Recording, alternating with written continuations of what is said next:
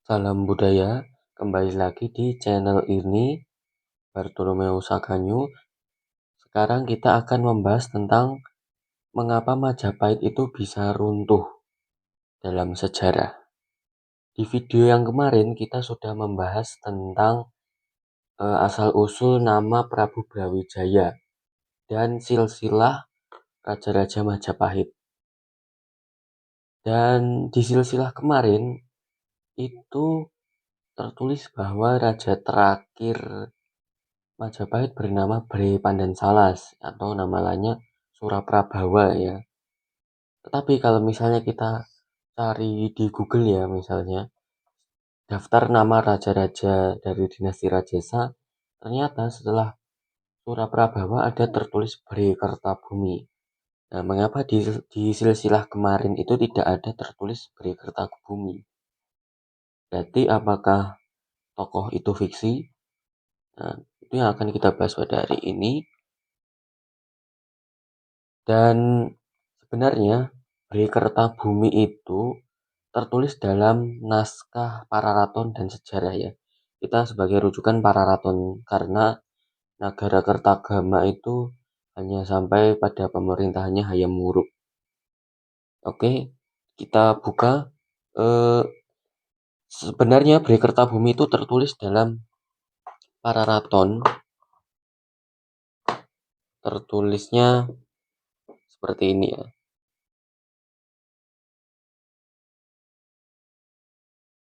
Tertulis yang atas ini ya, teks Pararaton. Bre Pandansalas anjeneng ing tumapel anuli Prabu Isyaka Brahmana Nagagaya Tunggal.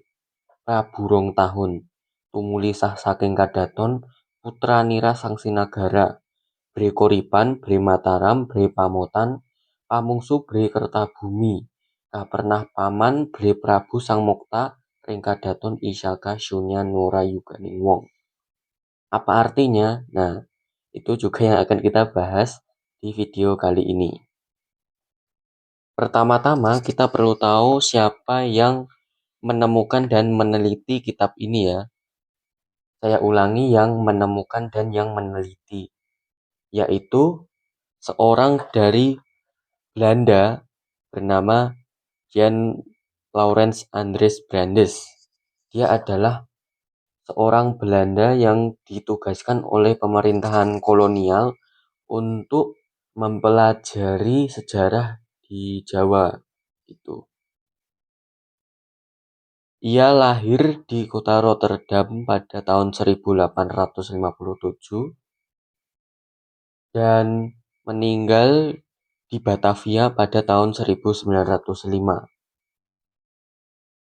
Adapun dia menemukan teks ini ya, lontar teks Pararaton itu di Perpusnas RI, tapi pada waktu itu masih Batavia Genootschap. Itu adalah cikal bakal Perpusnas RI sekarang ya. Ini kalau tolong koreksi kalau saya salah ya. Brandes itu ketika meneliti Pararaton, ia mengajukan Babat Tanah Jawi dan Serat Kondo sebagai perbandingan. Ternyata sengkalan Isyaka Syunya Norayuganing Wong itu nilainya sama dengan sebuah sengkalan di Serat Kondo, yakni Serno Ilang Kertaning Bumi. Nah, kita kembali, Serno Ilang Kertaning Bumi itu ternyata nilainya sama dengan sengkalan Syunya Norayuganing Wong, yang sama-sama bernilai 1400 Syaka atau 1478 Masehi. Maka dari itu, Brandes menyimpulkan bahwa Bre Kertabumi itu adalah raja terakhir Majapahit. Begitu. Kita kembali ke topik awal ya. Bagaimana Majapahit itu bisa runtuh? Kalau sekarang, kalau ditanya mengapa Majapahit itu bisa runtuh, karena kebanyakan orang ya menyebut bahwa Majapahit itu runtuh karena serangan dari Demak. Ya, tidak salah ada teks yang menyeritakan tentang seperti itu, khususnya di Babat Tanah Jawi dan Serat Kondo. Tapi perlu diketahui bahwa kisah tentang Majapahit diruntuhkan oleh Demak yang dipimpin oleh Raden Fatah, Adipati Demak tersebut ternyata ditulis 2 abad setelah Majapahit runtuh. Jadi intinya begini, Majapahit runtuh tetapi baru setelah 2 abad baru ditulis kisahnya mengapa bisa runtuh. Nah, itu kan memiliki resiko yang membuat kisahnya tidak berjalan yang seperti aslinya. Tetapi walaupun sudah ada kebenarannya, tetap saja ada sejarawan yang tetap percaya bahwa Majapahit itu runtuh karena serangan dari Demak. Salah satunya adalah Profesor Raden Benediktus Slamet Mulyono. Ya, kita panggil saja Pak Slamet. Ia berpendapat di bukunya yang pertama berjudul Runtuhnya Kerajaan Hindu Jawa dan Timbulnya Negara-negara Islam di Nusantara. Dalam bukunya tersebut, dia berdasar pada sebuah teks di sebuah kelenteng bernama Sampokong. Nah, dalam naskah tersebut dituliskan bahwa Raja Majapahit, yakni Kungtabumi, itu mendapat serangan dari anaknya sendiri bernama Jinbun. Kemudian Kungtabumi diberikan kepada menantunya, yaitu Pabutala. Nah, itu yang tertulis dalam naskah Cina tersebut.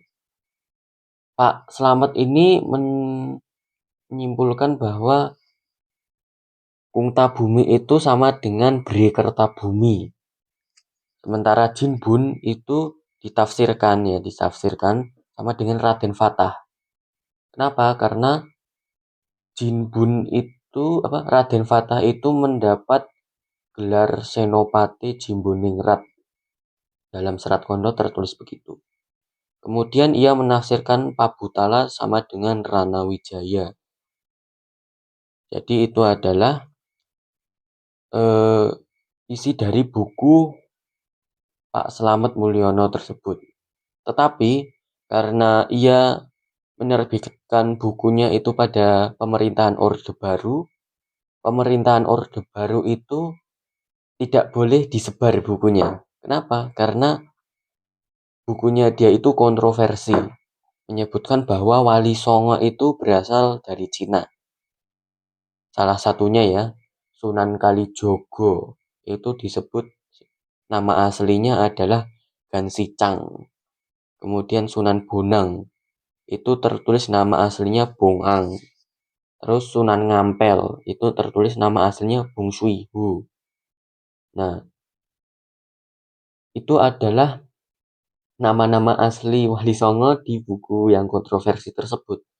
Setelah Orde Baru tumbang, tahun 2005 buku itu diterbitkan kembali dengan sedikit revisi. Nah, walaupun sudah diterbitkan, teori Pak Slamet Mulyono ini cukup ditentang oleh sejarawan yang lainnya.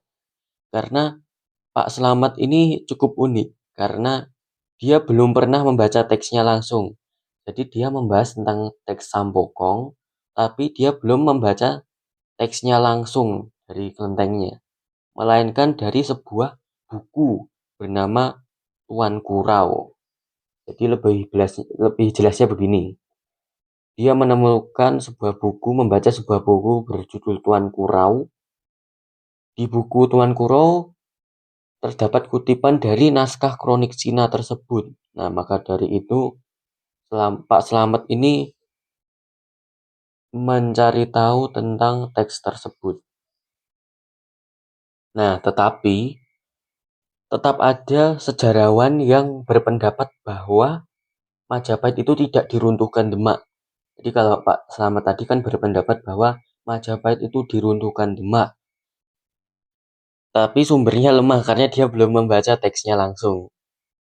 Tetapi ada sejarawan asal Belanda bernama Nicolaas Johannes Crom. Biasanya disebut Crom. Ia berpendapat bahwa Majapahit itu diruntuhkan oleh sebuah dinasti baru bernama Girindrawardhana. Sumbernya dari mana? Dari prasasti Petak. Nah, ini kita juga singgung di silsilah Majapahit kemarin ya, tentang prasasti Petak. Jadi prasasti Petak ini berbahasa, ini teks aslinya ya, bahasa aslinya tertulis demikian. Sri Bathara Prabu Girindrawardhana Dhyarana Wijaya hamagehaken sungsungira Bathara Prabu Sang Mokta Amertawi Sesalaya mertahi basa layam wangsang mokta ring mahalaya bawana tamasung ganjaraning Sri Brahmaraja Ganggadhara karananing sinong ganjaran hamreh Kadik Wijaya nira sang mungguing jinggan duk ayun-ayunan yudha awaning Majapahit. Inti ceritanya begini ya, bahwa Bathara Prabu Girindrawardhana Dhyarana Wijaya ini memperteguh anugerah yang diberikan dua tokoh selanjutnya, yakni Bathara Prabu Sang Mokta Amertawi Sesalaya dan Sang Mokta ring Mahalaya Bawana kepada Sri Brahma Raja Ganggadhara yang telah membantu penyerangan Sang Mungguing Jinggan ketika berhadap-hadapan melawan Majapahit. Nah, itu inti ceritanya begitu. Ia juga menemukan sebuah prasasti yang lainnya bernama Prasasti Jiu 1 dan Jiu 3. Tertulis begini ya, Sri Maharaja Bathara Kling, Sri Girindrawardhana, Sri Singhawardhana Dyahwijaya Kusuma, Sri Brahmaraja Ganggadhara anglampahi dua dasyawarsa. Sraddha Sampurna Sri Paduka Bathara ring Dahanapura Sang Mokteng Indrani Bawana. Minta kasing Bathara Prabu Sri Rana Wijaya. Nah, ini yang kita yang saya posting di tab komunitas kemarin ya, tentang prasasti Jiu. Inti cerita dari prasasti ini adalah Maharaja Bathara Kling Girindrawardhana Dyahwijaya Kusuma ya, Dyahwijaya Kusuma ini itu mengadakan sebuah upacara Shraddha. Apa itu? Yaitu upacara 12 tahun peringatan seseorang. Jadi Wijaya Kusuma ini melakukan acara 12 tahun peringatan yang dibantu oleh Brahma Raja Ganggadhara. Setelah membaca dua prasasti ini ya, prasasti Petak dan prasasti Jiu 1 dan 3, Crow menyimpulkan bahwa Majapahit itu diruntuhkan oleh dinasti baru bernama Girindrawardhana yang berasal dari Kediri ya, Kediri atau Keling ya. Jadi dia adalah profesor yang berpendapat bahwa Majapahit itu tidak diruntuhkan Demak gitu. Teorinya Pak Krom ini didukung oleh seorang sejarawan juga, yakni Pak Hasan Jafar. Dalam skripsinya berjudul Masa Akhir Majapahit, dalam bukunya ia selaras dengan Pak Krom ini yang menyebutkan bahwa Majapahit itu runtuh karena serangan dari Girindrawardhana Dhyarana Wijaya dan Sang Mungguing Jinggan itu ya. Tetapi ia tidak sepakat bahwa Girindrawardhana itu adalah dinasti baru, melainkan termasuk dalam dinasti Rajasa. Karena Girindrawardhana itu memiliki arti sang penerus Girindra. Contohnya dalam Nagara Kertagama Kupu 40. Ini baris kedua ya, ada tertulis Saksat Dewatmaka Yonija Tanayat Kap Sri Girindra Prakasya. Ini ceritanya bahwa ini mengisahkan tentang kelahiran Sri Rangga Rajasa alias Kenangrok yang dijuluki Sri Girindra. Siapakah Girindra? Artinya adalah keturunan atau penerus Raja Gunung. Gitu. Ia juga melakukan persamaan juga ya kepada nama-nama yang lain, misalnya seperti Girishawardhana, itu nama aslinya Purwawisesa, itu memiliki arti penerus Raja Gunung. Kemudian Giripati Prasuta Bupati, itu adalah gelarnya Suraprabawa yang memiliki arti pemimpin keturunan Raja Gunung. Di sini aku menunjukkan kutipan dari Siwaratrikalpa. Tertulis Tan Ian Sri Adi Suraprabawa, Sapala Girindra Wangsaja. Artinya, Adi Suraprabawa dipuji sebagai Bupati Sapala Girindra Wangsaja. Jadi sebenarnya Girindrawardhana itu sebenarnya termasuk dalam dinasti Rajasa, bukan dinasti baru yang disebutkan oleh Krum. Pak Hasan Jafar ini juga melakukan penelitian terhadap prasasti Jiu yang ditemukan oleh Pak Krum ini ya. Setelah meneliti prasasti ini, dia melakukan cross-check terhadap prasasti baru bernama Prasasti Pamintihan yang dikeluarkan oleh Suraprabawa alias Bri Pandan Salas yang diceritakan di Pararaton tadi. Ternyata prasasti Pamintihan itu cocok dengan prasasti bernama Waringin Pitu.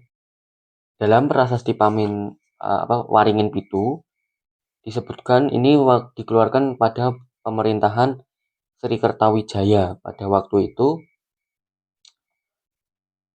Suraprabawa ini masih menjadi raja bawahan alias masih menjadi Bre, Batara Ring atau Batara I.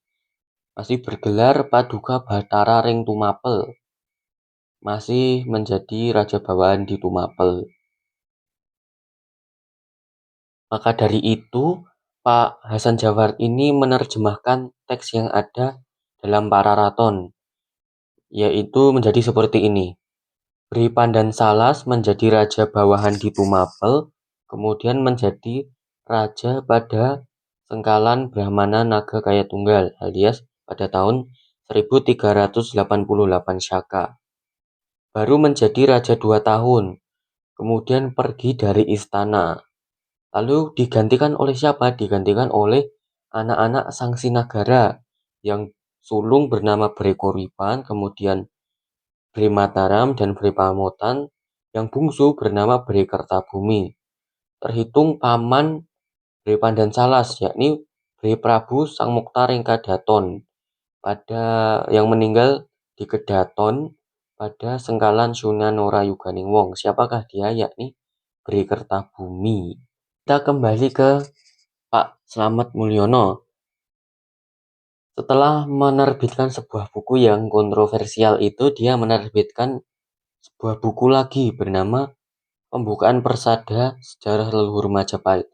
Di buku tersebut, ia tidak menggunakan teori yang lama yang menyebutkan Majapahit itu diruntuhkan Demak. Tetapi ia mulai bersepakat dengan Pak Krum bahwa Majapahit itu diruntuhkan oleh Ranawijaya. Ia juga melakukan penelitian terhadap prasasti Jiu 1 dan 3, bahwa yang diperingati dengan upacara 12 tahun itu adalah ibu dari Ranawijaya ini. Siapa ayahnya? Dalam hal ini Pak Slamet Mulyono itu menafsirkan bahwa ayahnya itu bernama Wijayakarana dan ibunya itu diperingati dengan upacara sraddha yang dibantu oleh Brahmaraja Ganggadhara.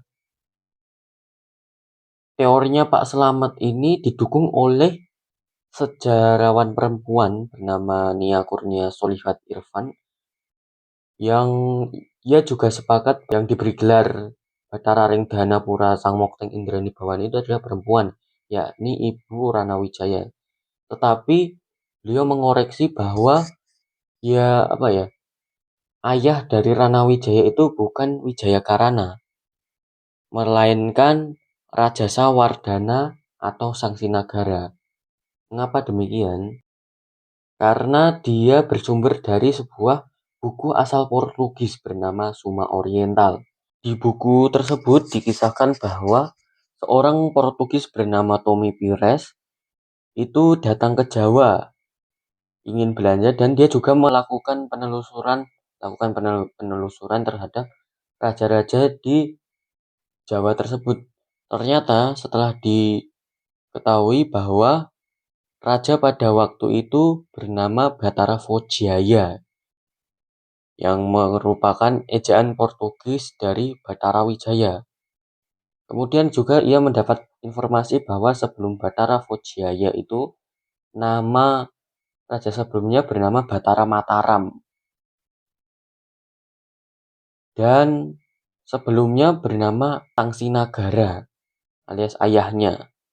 Jadi Bunia ini menyimpulkan bahwa ayah dari Rana Wijaya itu bukan Wijaya Karana, melainkan Wijaya Karana itu adalah saudaranya. Ayahnya bernama Raja Sawardana alias Sang Sinagara. Jadi kalimat dalam Pararaton itu diterjemahkan begini ya.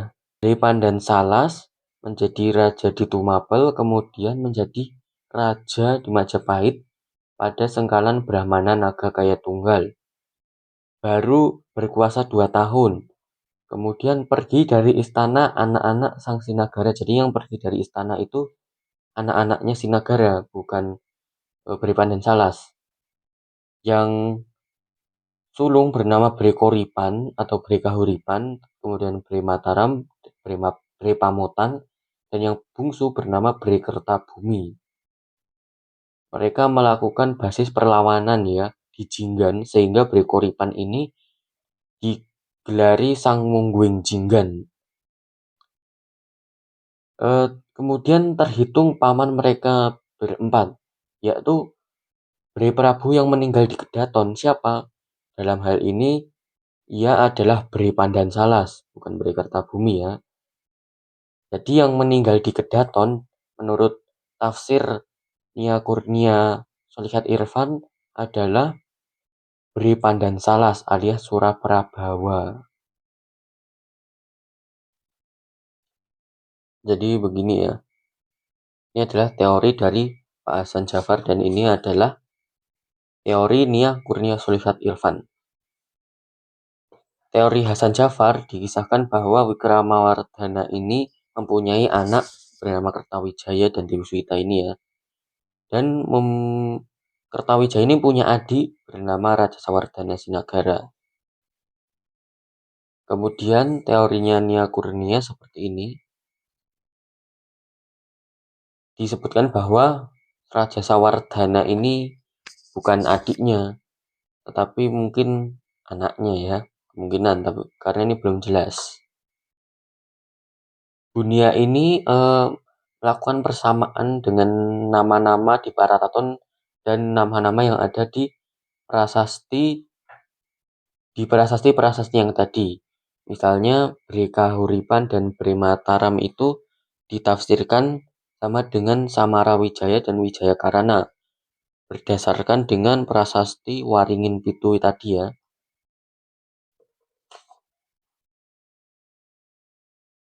Kemudian dua adiknya Bre Pamotan dan Bre Kertabumi itu ditafsirkan sama dengan Wijaya Kusuma dan Rana Wijaya.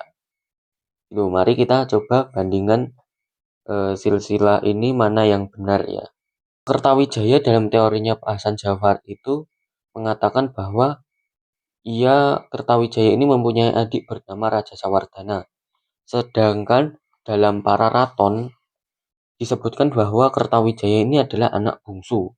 Nah, otomatis kalau anak bungsu maka dia gak punya adik, tapi dikisahkan bahwa teori Hasan Jafar ini Kertawijaya punya adik.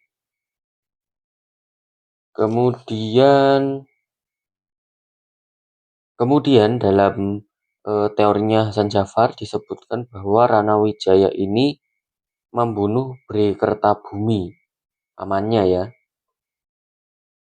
Sedangkan dalam teorinya Bunia disebutkan bahwa Bri Kertabumi itu sama dengan Ranawijaya. Nah, kira-kira mana yang benar ini?